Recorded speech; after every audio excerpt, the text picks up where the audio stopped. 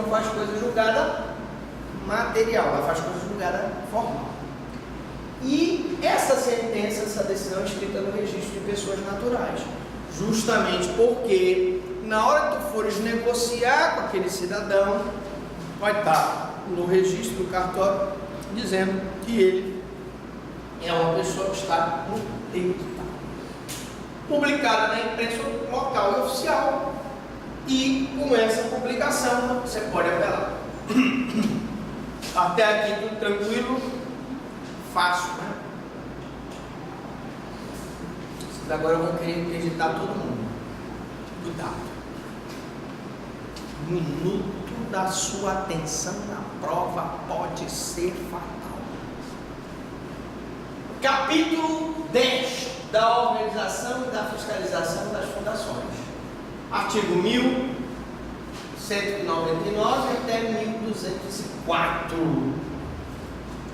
Bom, gente, considerações gerais sobre fundações. As fundações são universalidade de bens personalizada em atenção ao fim que lhe dá unidade. Então, nós temos muitos exemplos de fundações, né? Nós temos, por exemplo, o exemplo da Fundação Roberto Marinho, nós temos o exemplo da Fundação Bill e Melinda Gates, pessoas que temos a Fundação Ayrton Senna, são pessoas que deixam através de testamento ou fazem através de escritura pública, deixam patrimônio para as outras pessoas, para um determinado objetivo. E vai, por exemplo, a Fundação Carlos Gomes, né? É uma fundação que tem fins culturais.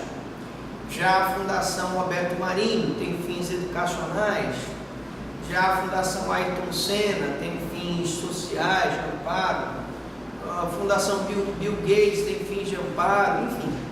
Nos Estados Unidos, não sei se vocês sabem, mas é um excelente negócio a fundação, porque o imposto de renda americano é alto e a fundação é uma forma de diminuir o pagamento do imposto de renda, você transferir o seu patrimônio de uma empresa para uma fundação.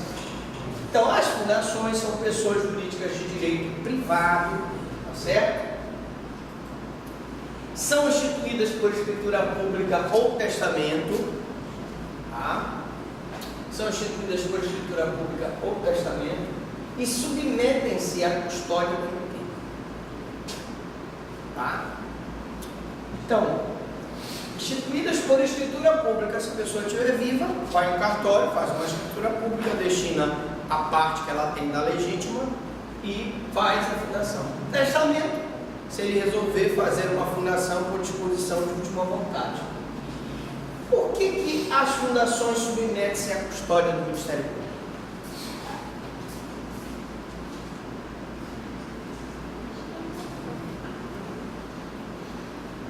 Porque, gente, o Ministério Público, como fiscal da lei, ele tem que, no testamento, fiscalizar a disposição de última vontade. Nas fundações, ele tem que fiscalizar o cumprimento da função daquela fundação. Se aquele sujeito deixou aquele bolo patrimonial para uma determinada finalidade cultural, social, educacional, o Ministério Público tem que zelar para que aquela fundação desempenhe a contento os seus fins. Elaboração do estudo. Eu tenho um estudo pelo instituidor, ele vai fazer um estudo quanto é que vai ser necessário para ele criar aquela fundação. Pela pessoa designada pelo instituidor, aquela pessoa, depois que o instituidor não estiver mais na fundação, é ele que vai ser aquele responsável pelo cumprimento daquela função da fundação, e pelo Ministério Público, que estará sempre fiscalizando para que aquela fundação cumpra aquela função pela qual foi criada. Então, a aprovação do estatuto é feita pelo Ministério Público e pelo juiz. Então, funciona da seguinte forma: a pessoa cria uma fundação, leva o estatuto para o Ministério Público, o Ministério Público determina as alterações necessárias, dá o ok, parecer favorável, e esse parecer favorável do Ministério Público para a criação daquela fundação será homologado pelo juiz. E aí nós temos então legalmente a fundação constituída. A alteração do estatuto está sujeita também à aprovação do Ministério Público, e também alterado o estatuto, eu tenho a aprovação do MP, a manifestação do MP e a sujeição daquela alteração à homologação do juiz. Extinção da fundação. Legitimidade para promovê-la. Quem pode extinguir numa fundação qualquer? Interessado ao Ministério Público. Mas, professor, por que eu posso admitir a extinção de uma fundação? Que hipóteses ela ser extinta? Imagine, por exemplo, uma fundação escola em que o seu diretor está mal administrando, desviando o recurso da fundação. Era um velhinho, já com uma certa idade, se separou da mulher, que também era uma velhinha, arranjou uma menininha nova. Ele sustentar a menininha, ele fica dilapidando o patrimônio da fundação. O Ministério Público, ao examinar a prestação de contas, verifica essa irregularidade, então vê que a fundação já está desfalcada de tal forma que o patrimônio que ela tem não consegue pagar as dívidas, então vai pedir a sua extinção. Hipótese de extinção. Eu posso ter o objeto tornar-se ilícito. Imagine, por exemplo, que eu tivesse uma fundação que amparasse os bingos. Imaginemos que os bingos fossem legalizados, e aí eu crio uma fundação de amparo aos bingos do Brasil, e aí vem uma lei que torna o bingo uma situação ilícita, né? Hoje os bingos são ilícitos. Essa fundação passou a ter um objeto ilícito, ela vai ser extinta. Impossibilita-se sua manutenção. Então eu tenho uma fundação escola que o lucro que ela tem é muito inferior ao passivo, porque ela tem que pagar para os seus credores, eu não tenho como manter mais aquela fundação, então eu vou extingui-la e venço o prazo de sua existência. Eu tenho determinadas fundações que vêm com prazo determinado de existência. Não é muito comum, mas pode acontecer. Hipótese de extinção. Existe a intervenção do MP, porque ele, assim como ele dá o parecer na criação, ele tem que dar o parecer na extinção, nos custos legis, e determina-se na sentença a destinação dos bens da fundação. Por exemplo, na hora que se extingue os bens dessa fundação que foi extinta, vai ser destinado às mesas, às cadeiras, os computadores, os datashows, etc., para pagar os credores. Para se vender aqueles bens para pagar os credores. Aqui uma jurisprudênciazinha para vocês.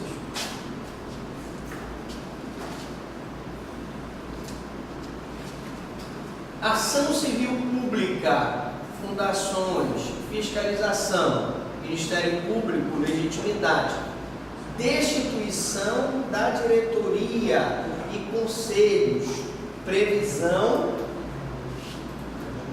legal, afastamento definitivo, perpetuidade incompatível com o ordenamento jurídico.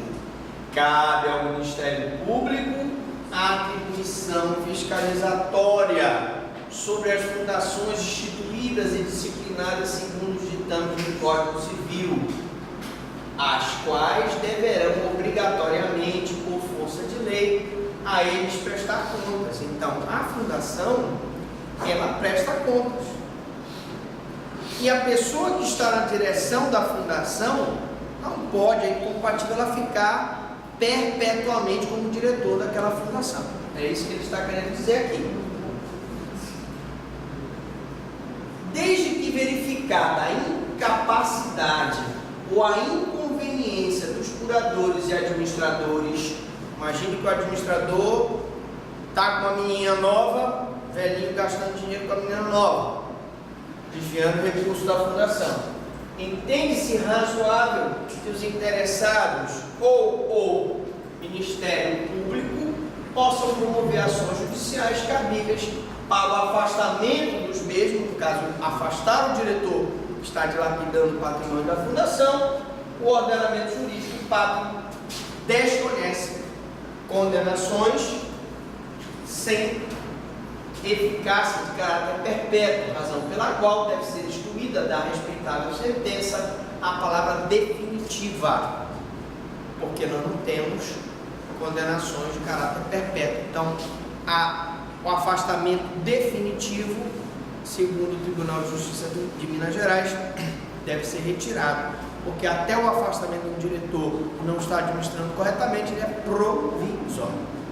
Bom, então nós vimos aí, Tribunal de Justiça, nona Câmara Civil, apelação número 2000000516898, desembargador Mando Almeida, data de julgamento 4 de setembro de 2006. Vamos agora para o último tópico do nosso imenso curso, que estamos chegando ao final. Você, meu amigo, está aí ouvindo, você não acredita. Horas e horas de estudo e finalmente nós estamos chegando ao fim. Está chegando a hora de dizer adeus. Vamos lá. Capítulo 11 da especialização da hipoteca legal. Bom, vamos falar um pouco de hipoteca, né? 1000 artigos, 1205 a 1210 do CPC. A hipoteca, gente, é um instituto que está presente no Código de Processo Penal e no Código de Processo Civil. No Código de Processo Penal, nós temos a hipoteca legal como forma de prevenir um determinado bem, aquele bem hipotecado, por decisão do juiz criminal, para ressarcimento do prejuízo à vítima ou à família da vítima. No processo civil, também ele tem essa função. Normalmente eu torno aquele bem indisponível através da hipoteca, com o objetivo de ter aquela situação de ressarcimento. Então, conceito de hipoteca: forma de garantia real imobiliária pela qual o credor adquire o direito de sequela e preferência sobre determinado imóvel. Aquele imóvel fica indisponível e aquele credor tem o direito de sequela sobre aquele bem. Aquele bem sendo vendido, o valor será usado para o pagamento daquele crédito que ele tem. Em caso de execução forçada, nós temos aí uma ação de execução, mas eu poderia ter uma ação monitória, né? Poderia ter uma ação de conhecimento ordinária, não é isso? Uma ação de cobrança, tá? Muito bem. Noções gerais sobre hipoteca. Primeiro, modalidades de hipoteca. Nós temos a modalidade convencional, que é aquela por meio de contrato, a pessoa vai na Caixa Econômica Federal, diz: olha, eu quero comprar um imóvel e tal, vou hipotecar o meu imóvel que vale X e quero um financiamento para comprar um imóvel que vale Y. E aí ela vai pagar aquele financiamento, um imóvel hipotecado. Quando ela quitar, se retira a hipoteca. É o caso da convencional. Eu tenho a hipoteca judicial, que é o efeito da sentença penal condenatória. No caso da execução, a hipoteca judicial o efeito da sentença penal condenatória. No caso do processo criminal, só para ilustrar, e aí você observa na aula de questões incidentes, lá nós falamos de sequestro e a diferença dele para a hipoteca legal, é o seguinte: a hipoteca no processo penal, ela é uma medida assecuratória. Como o próprio nome diz, ela está assegurando o quê? Ela está assegurando no processo penal que a vítima seja restituída daquele valor. Ah, mas a vítima morreu, então a família da vítima será restituída daquele valor. Então eu tenho aqui a hipoteca legal, que é o privilégio de certos credores. Por exemplo, o credor trabalhista, que tem privilégio numa execução, numa reclamação trabalhista, e que o juiz pode então hipotecar aquele imóvel para que ele receba aquele crédito. Eficácia da hipoteca só se constitui após a especialização e registro. Então, professor, só tem validade a hipoteca depois que o oficial de justiça vai lá e registra a hipoteca legal no cartório de registro de imóveis. Sim, porque quando ele registra a hipoteca no cartório de registro de imóveis, aquele bem se torna indisponível, inegociável, e ali se constitui a especialização da hipoteca legal, e ali é que se constitui a garantia do crédito daquela pessoa que é o credor, tem aquele dinheiro para receber. Ok? Especialização da hipoteca é a especificação do bem sobre o qual recairá a garantia. O devedor tem uma fazenda, tem uma fábrica, tem um apartamento de 300 metros quadrados, por andar, tem um sítio em Santa Bárbara. Então eu vou especificar qual é o bem. Então, na hora em que eu especifico o bem, eu estou fazendo a especialização da hipoteca, o que implica arbitramento do valor, e aí será feita uma perícia judicial através de um avaliador judicial para saber o valor daquele bem, e a responsabilidade, quanto daquele bem o credor, o devedor tem de responsabilidade para o pagamento do credor A, do B e do C, e também o valor do imóvel, o valor de mercado do imóvel. Tem o valor da avaliação, o valor de mercado do imóvel e a responsabilidade do credor naquele bem. Legitimidade ativa. Bom, quem pode ingressar com esse procedimento, que é um procedimento de jurisdição voluntária? Bom, aí eu tenho o credor, né?